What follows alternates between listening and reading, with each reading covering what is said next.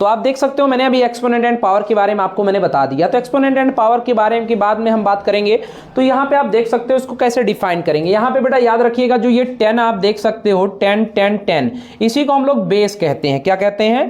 Base कहते हैं। जब हम बेस की बात करते हैं तो हमारा जो बेस हो जाता है ये आपका हो जाएगा 10, और जो ये आपकी पावर होती है इसी को हम लोग पावर कहते हैं। ठीक है, क्या कहते हैं? पावर कहते हैं। इसका मतलब मैं आपको बता दूं जितनी जिसकी पावर ज्यादा होती है, ठीक है, वो नंबर उतना ही बड़ा होता है। जैसे आप देख सकते हैं इनके बीच कंपेयर अगर करवाया जाए तो यहाँ 10 की पावर 3 है, 10 की पावर 8 है और 10 की पावर 4 है। तो इसमें जो पावर जब सबसे ज्यादा किसकी है बाबू? तो 8 की पावर सबसे ज्यादा, 10 की पावर 8 सबसे ज्यादा है। तो जो वैल्यू बड़ी हो जाएगी आपके 10 की पावर 8 हो जाएगी। बात समझ में आएगी नहीं समझ में आया? कोई दिक्कत? यहां पे जो 10 होता है इसी को हम क्या कहते हैं? बेस कहते हैं। और उसकी जो पावर होती है, ठीक है, उसको हम लोग पावर या एक्सपोनेंट भी कहते हैं। क्या कहते हैं? एक्सपोनेंट कहते हैं। और जो 10 की पावर 4 है इसी को एक्सपोनेंशियल फॉर्म भी कहते हैं। एक्सपोनेंट से ही एक्सपोनेंशियल फॉर्म भी बना हुआ है। बात क्लियर होगी? तो ये बेस हो गया, ये उसकी पावर हो गई, उसी को हम लोग एक्सपोनेंट भी कहते हैं। ठीक है, कोई दिक्कत? अब मैं आपको कुछ क्वेश्चन के कुछ इसके टिक बताता हूं। जैसे आप देख सकते हो, सबसे पहले मैं आपको बताता हूं,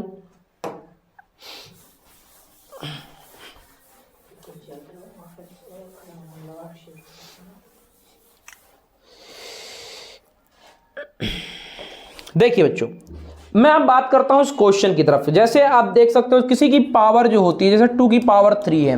2 की पावर 3 का मतलब क्या होता है? What do understand about of the 2 की पावर 3? 2 की पावर 3 से क्या समझते हो? तो सबसे पहले याद रखिएगा जिसकी जितनी पावर होती है उस नंबर का उतना बार मल्टीप्लाई किया जाता है। जैसे 2 की पावर 3 का मतलब हम 2 3 या 6 नहीं पढ़ेंगे, गलत हो जाएगा। अगर हम ऐसे पढ़ते हैं 2 3 या 6 तो हमारा एक क्वेश्चन का आंसर गलत हो जाएगा।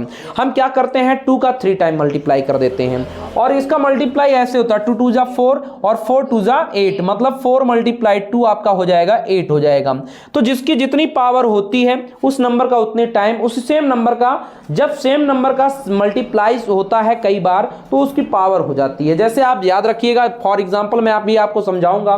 2 की पावर 4 है, 2 की पावर 4 को क्या लिख सकते हैं? 2 मल्टीप्लाई 2 मल्टीप्लाई 2 मल्टीप्लाई 2, कितनी बार लिखेंगे? अब 4 बार लिख देंगे, 4 टाइम हो गया। अब कितने लोग यहाँ पे ये सोचते हैं ये 2 2 जा 4 2 जा 8 हो जाएगा, वो गलत हो जाएगा। ऐसी कंडीशन में हम क्या करते हैं? 2 2 जा 4 दो का मल्टीप्लाई कर लेते हैं। 2 2 जा 4 और 4 4 जा कितना हो जाएगा? 16 हो जाएगा। समझ में आया कि नहीं समझ में आया? तो जिस नंबर की जितनी पावर होती है उस नंबर का उतनी बार मल्टीप्लाई किया जाता है। बात क्लियर हो गई? कोई डाउट है आपको? समझ में आया? तो इस प्रकार हम अपने क्वेश्चन को आगे बढ़ाते हैं। समझ में आया? चलिए देखिए,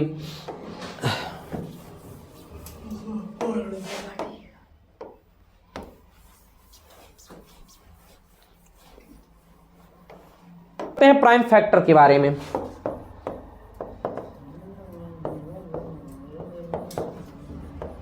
देखिए बाबू, प्राइम फैक्टर किसे कहते हैं? सबसे पहले आप जानिए प्राइम नंबर किसे कहते हैं। प्राइम नंबर क्या होता है आप बता सकते हो?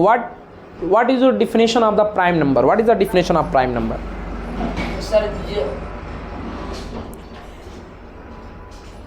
देखिए सर और एग्जांपल 1 2 3 प्लीज गलत एग्जांपल ना बताइए, मैं बताता हूं। ठीक है, आप जानते हैं कि ऐसा नंबर जो खुद से कटता है और एक से कटता है, ठीक है, या फिर ऐसे भी बोल सकते हो which number has only 2 factor is called a prime number. ठीक है, जिस नंबर के पास केवल 2 फैक्टर होते हैं उसे प्राइम नंबर कहते हैं। If any number are divisible by 1 and itself is called of the prime number.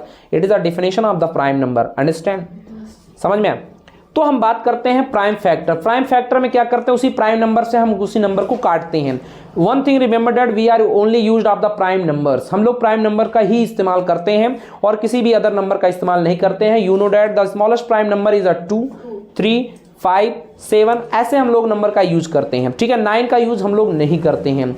ठीक है, जैसे आपसे क्वेश्चन कहा जाए find the prime factor of the 20 का प्राइम फैक्टर फाइंड करिए, तो आप क्या करोगे? सबसे पहले इसको जो है हम एलसीएम नुमा काट देंगे। ठीक है, तो आप जानते हो इसको काटोगे तो 2 कट जाएगा, 2 5 जा 10 हो जाएगा। अब आप 5 से काटोगे तो आपका हो जाएगा 2 मल्टीप्लाई 5। यही इसका जो हो जाता है प्राइम फैक्टर हो जाता है। ठीक है, अब यहाँ 2 जो है 2 बार है तो इसीलिए उसकी पावर हम लोग 2 लिख देंगे। समझ में आया कि नहीं समझ में आया? तो इसी को जो है प्राइम फैक्टर के फॉर्म में कर दिया जाता है। कोई दिक्कत किसी को? समझ में आया ना? आगे हम बात करते हैं, अगले क्वेश्चन की तरफ चलते हैं।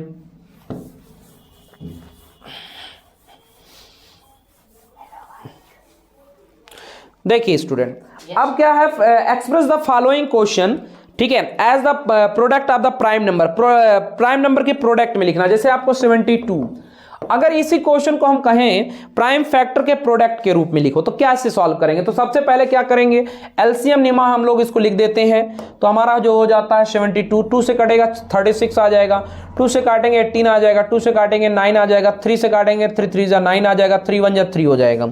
इस प्रकार आप देख सकते हो, इसका जब मल्टीप्लाई करते हैं 2 मल्टीप्लाई 2 मल्टीप्लाई 2 मल्टीप्लाई 3 मल्टीप्लाई 3 हो जाएगा।